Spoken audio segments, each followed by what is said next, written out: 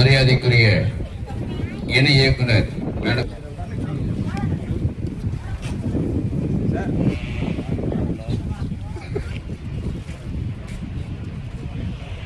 மாவட்ட சித்த மருத்துவத்துறை அவர்களுக்கு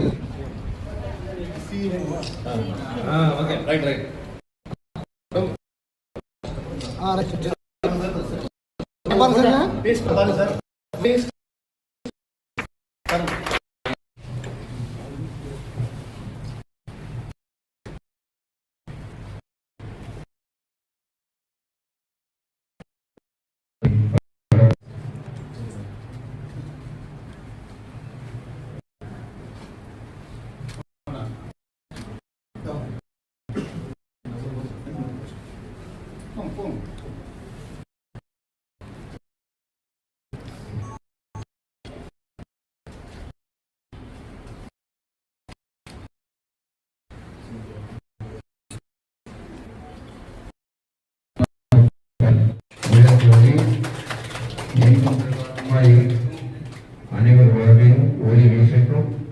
குத்துவிளக்கு ஏற்றும் நிகழ்வு தற்போது நடைபெற்றுக் கொண்டிருக்கிறது.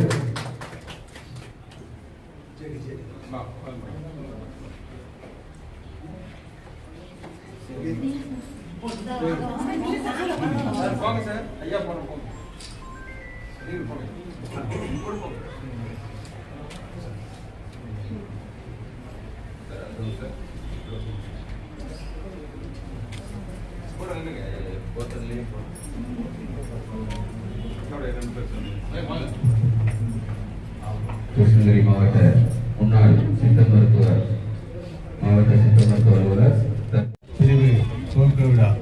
இந்த துவக்க விழாவை நம்முடைய மாண்புமிகு முதலமைச்சர் அவர்கள் காணொலி மூலமாக இன்றைக்கு துவக்கி வைத்திருக்கின்றார்கள். அவர்களுக்கு ஓசூர் மாநகர மக்களின் சார்பாக, இந்த பகுதியினுடைய மக்களின் சார்பாக முதலில் மனமார்ந்த நன்றியிலும் வணக்கத்திலும் இந்த நேரத்திலே நான் தெரிவித்துக் கொள்கிறேன்.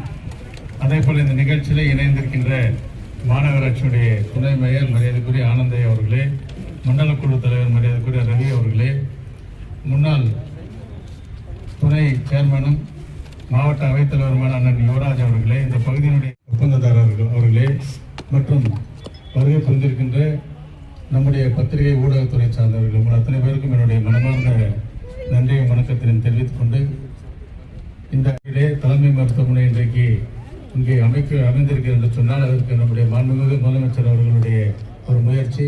அதே நேரத்தில் இந்த மருத்துவமனை அமைவதற்கு நம்முடைய சட்டமன்ற உறுப்பினர் அவர்களும் சட்டமன்றத்தில் பேசி தலைமை மருத்துவமனை ஓசூருக்கு பெற்றுத் தந்தார். ஏற்கனவே நான் சட்டமன்ற உறுப்பினர் இருக்கின்ற பொழுது கூட தலைமை மருத்துவமனை ஓசூருக்கு வேண்டும் என்று பேசியிருந்தேன். ஆனால் அன்றைக்கு முடியாமல் போனது. ஆனால் இன்றைக்கு திராவிட மாடல் ஆட்சி நடந்து கொண்டிருக்கிறது. அந்த ஆட்சியில் இன்றைக்கு இவ்வளவு பெரிய மருத்துவமனை இன்றைக்கு உருவாகி இருக்கிறது என்பதை மிகவும் பெருமையோடு சொல்லி கடமைப்பட்டிருக்கின்றோம். அதே வேளையில் பார்த்தீங்கன்னா இந்த சித்த ஹாஸ்பிட்டல் நம்முடைய மோர்னப்பள்ளி பக்கம் தான் இந்த மருத்துவமனை வர இருந்தது.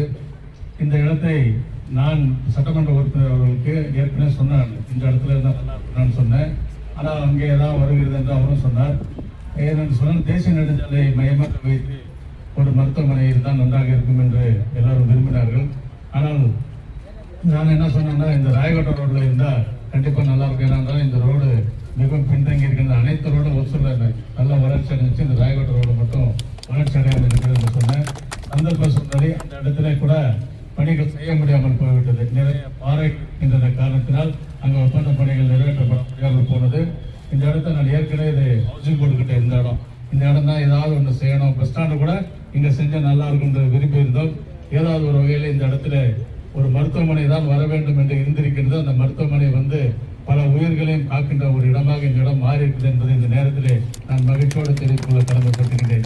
அதே போல சித்த மருத்துவம் என்பது நம்முடைய பாரம்பரிய ஒரு மருத்துவம் தான்.